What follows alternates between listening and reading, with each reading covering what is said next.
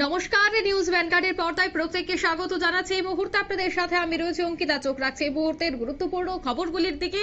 প্রথমেই বাংলাদেশের দিকে নজর রাখতে হচ্ছে, কারণ বাংলাদেশে কিন্তু এই মুহূর্তে রাজনৈতিক পারদ চড়তে শুরু করেছে। সরকারি সুবিধে নিয়ে দল গড়া চলবে না, সাফ ইউনূসকে হুঁশিয়ারি দিল বিএনপি। 26শে ফেব্রুয়ারি রাজধানী ঢাকায় নতুন দলের ঘোষণার কথা। তবে বিএনপির হুঁশিয়ারিতে কি অশান্তির আশঙ্কা? তবে বিস্তারিত জানবো। টেলিফোন লাইনে এই মুহূর্তে যুক্ত হয়ে গেছে প্রতিনিধি সুমন্ত ব্যানার্জি। সুমন্ত, 26শে ফেব্রুয়ারি রাজধানী ঢাকায় একটি নতুন দলের ঘোষণার কথা রয়েছে। কি মনে হয়, ইউনূসকে চাপ এবং ইউনূসকে হুঁশিয়ারি দিয়ে বিএনপির যে এই হুঁশিয়ারি, কতটা অশান্তির আশঙ্কা থাকতে পারে?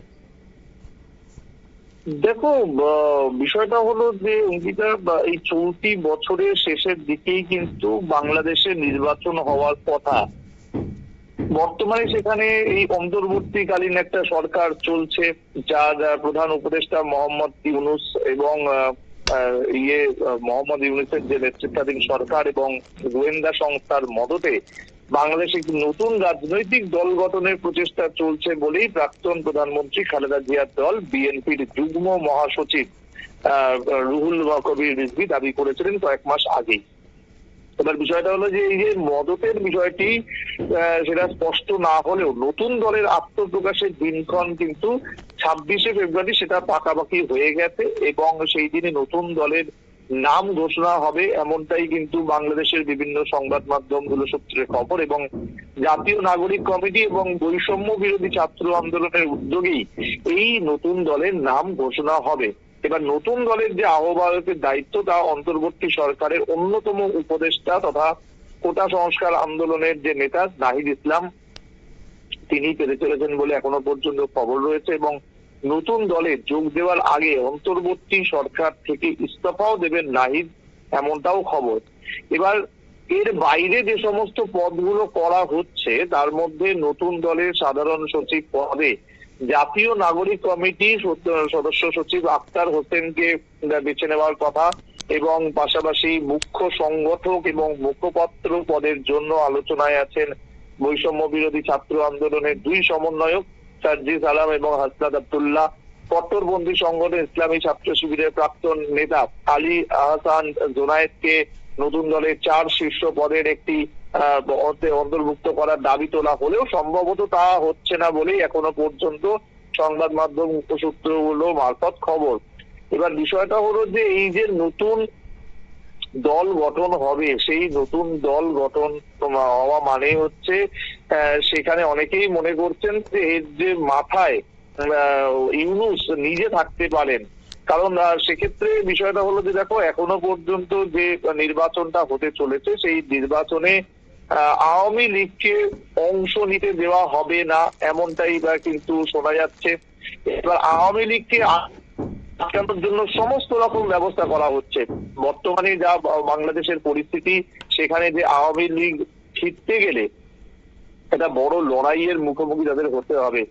একদিকে যেমন আওয়ামী লীগের যিনি প্রধান, সেই শেখ হাসিনা, তাকে যেমন কোন রকম ভাবে মেনে নিতে পারছেন না অনেকেই, এবং বিশেষ করে ইউনূস একটা জিনিস বুঝে গেছেন, বা বাংলাদেশের মানুষও হয়তো এখন ভালো করে বুঝে গেছেন যে যদি এখন সেখানে কোনোভাবে ফিরে আসেন আওয়ামী লীগ নেত্রী, তাহলে সেখানে একটা তারা ফের একবার তাদের যে শাসন, তাদের যে গদি, সেটা তারা হারাতে পারে।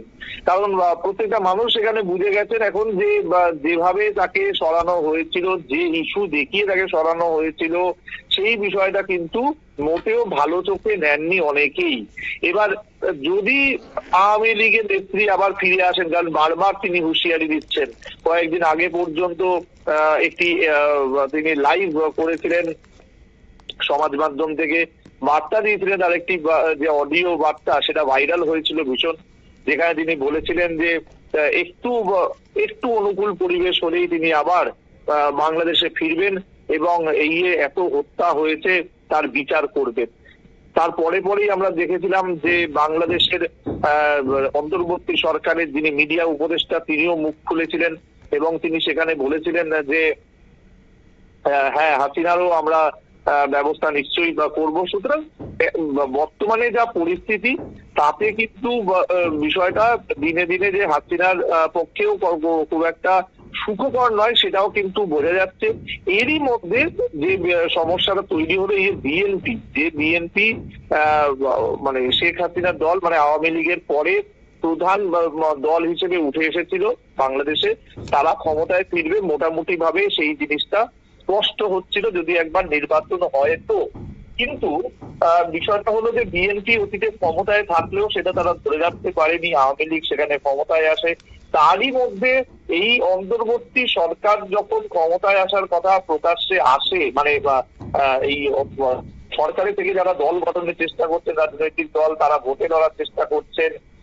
অনেকেই বলতেন যে এটা হয়তো একটা চাল, যে এতদিন ধরে নির্বাচন না করানোর এটা একটা চাল। কারণ মাথায় রাখতে হবে, গত বছর অগাস্ট মাসে বাংলাদেশে অশান্তি হয়েছিল। 5ই অগাস্ট সেখান থেকে পালিয়ে গিয়েছিলেন প্রাক্তন প্রধানমন্ত্রী শেখ হাসিনা। তারপর একটা লম্বা সময় কিন্তু অলরেডি অতিক্রান্ত, 6 মাস হয়ে গেছে, এখনো পর্যন্ত সেখানে নির্বাচন হওয়ার নামগন্ধ নেই। এবং একাধিকবার ইউনূস নিজে বলেছেন যে চলতি 2025-এর শেষের দিকে সেখানে নির্বাচন হতে পারে। এবার বিষয়টা হচ্ছে যে এই যে টাইমিংটা নেওয়া, এতটা সময় নেওয়া, সেটা শুধুমাত্র যে নিজের দল গঠন করে তিনি একটা যে একটা জায়গা করে নেবেন নিজের জন্য, নিজের, এবং সেখানে যে একটা ক্ষমতার লোভ, সেইটা কিন্তু অনেকেই তুলে ধরার চেষ্টা করছে। তারই মধ্যে বিএনপি একটা হুঁশিয়ারি দিয়েছেন যে সরকারি সুযোগ সুবিধা পাওয়ার পর কিভাবে তারা সেখানে একটা নতুন দল গঠন করে। যদি সেটা হয়ে থাকে তাহলে কিন্তু মোটেও ভালো হবে না। এবং বিএনপির এই যে হুঁশিয়ারি, সেই হুঁশিয়ারির পর কিন্তু অন্তত মনে করা হচ্ছে যে সেখানে একটা অশান্তি তৈরি হতে পারে। এবং এই অশান্তি যদি তৈরি হয়, বাংলাদেশে কিন্তু আরো একবার সেই পুরনো ছবি দেখা যেতে পারে, যেটা গত বছর জুলাই অগাস্ট মাস জুড়ে আমরা দেখেছি। তারপরে বহু মানুষের মৃত্যু, সম্প্রতি যে রাষ্ট্রপুঞ্জের যে রিপোর্ট সামনে এসছে সেটাও কিন্তু বেশ মানে চাঞ্চল্য তৈরি করার মতোই, যেখানে দেখা গেছে বহু হিন্দু মারা গেছেন, বহু মানুষ ঘর ছাড়া, শিশুরা মারা গেছে, এইরকম বহু কিছু। এবং সব থেকে বলার পর সরকারি সম্পত্তি নষ্ট হয়েছে। আজকে সেখানে মানে যে মানুষটি সেখানে লড়াই করেছিলেন স্বাধীনতার জন্য, শেখ মুজিবুর রহমান, তার স্মৃতি বলে আজকে তার কিছু নেই বাংলাদেশে। এবং তার স্মৃতিকে যে তারা বাংলাদেশে রাখতেও চাইছে না, সেটা স্পষ্ট। কারণ যেই মুহূর্তে আমরা দেখলাম যে এই শেখ হাসিনা দেশ ছেড়ে পালালেন, তারপরেই মুজিবুর রহমানের মূর্তি ভাঙচুর, তার গলায় জুতোর মালা পরানো, সম্প্রতি তার বাড়ি ভাঙচুর করা হয়েছে। এবং তার সঙ্গে তার যে সমাধি, সেই সমাধিও তারা নষ্ট করে দেওয়ার জন্য উঠে পড়ে লেগেছে। সুতরাং সবকিছু মিলিয়ে বাংলাদেশে নতুন করে তারা একটা ইতিহাস গড়তে চাইছে, একটা তারা স্বাধীনতা বলছে, নতুন করে স্বাধীনতা পেয়েছে। এটা কেমন স্বাধীনতা, এটা কেমন অসভ্যতা, এই জিনিসগুলোই কিন্তু এখন মানুষ প্রশ্ন তুলতে শুরু করেছিল। এবং মানুষ হয়তো সেই জায়গায় বুঝতে পারছেন যে এই ইউনূস সরকার, অন্তর্বর্তীকালীন সরকার, সেখানে থেকে আলটিমেটলি কাজের কাজ কিছু করে উঠতে পারেননি। বরং সেখানে তারা শুধুমাত্র ক্ষমতার লোভের জন্য তারা সেখানে একটা নতুন দল গড়ছেন। এবং সেটা বুঝেই হয়তো এখন থেকে আওয়াজ তুলতে শুরু করেছেন বিএনপি নেতারা। কিন্তু আগামী দিনে যদি মানে বিষয়টা হলো যে আওয়ামী লীগ যদি আরো একবার সুযোগ পায়, মানে মানুষ এখন যেন মনে করছে যে শেখ হাসিনা আমলে আর যাই থাকুক না কেন, হয়তো একনায়কতন্ত্র একটা ব্যাপার ছিল, কিন্তু সেখানে মানুষ অন্তত শান্তিতে ছিলেন, বিভিন্ন দেশের সঙ্গে সম্পর্ক ভালো ছিল। আজকে আমেরিকার সঙ্গে তাদের একটা দূরত্ব তৈরি হয়েছে, আজকে ভারতের সঙ্গে তাদের সম্পর্ক একটা দূরত্ব এসছে। সুতরাং এই সমস্ত কিছু, এই সমীকরণ গুলো হয়তো মানুষ বুঝতে পারছে এখন। কিন্তু যেহেতু আগামী দিন কিভাবে যাবে সেটা এখনই বোঝা যাচ্ছে না। তবে 26শে ফেব্রুয়ারি দিনটার দিকে আমাদের অবশ্যই নজর রাখতে হবে।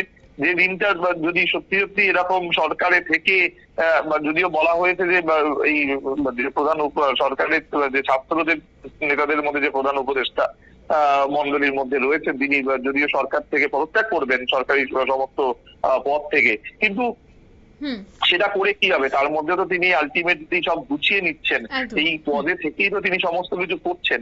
এই জায়গাগুলোকে মাথায় রেখেই কিন্তু একটা অশান্তির আঁচ করা হচ্ছে। বিএনপির যে হুঁশিয়ারি, সেটা আগামী দিনে কিভাবে যায় সেটা 26শে ফেব্রুয়ারি পর্যন্ত আমাদের অপেক্ষা করতে হবে। ধন্যবাদ সুমন্ত। অর্থাৎ 26শে ফেব্রুয়ারির দিকে নজর রয়েছে, কারণ রাজধানী ঢাকায় নতুন দলের ঘোষণা, আর নতুন দলের ঘোষণা মাত্রই কিন্তু এবার আরো রাজনৈতিক মহলে একটা আলোচনা শুরু হয়ে গেছে যে এই যে দল গঠন করা হয়েছে সে দল আগামী দিনে কি করবে, এবং নির্বাচন সামনেই রয়েছে, প্রত্যেকটি রাজনৈতিক দল সেখানে অংশগ্রহণ করবে। তবে এই নির্বাচনে এই নতুন দল কতটা ফ্যাক্ট হতে পারে সেটাও দেখার। নিয়ে নিচ্ছে এই মুহূর্তে ছোট্ট একটি বিজ্ঞাপন বিরতি।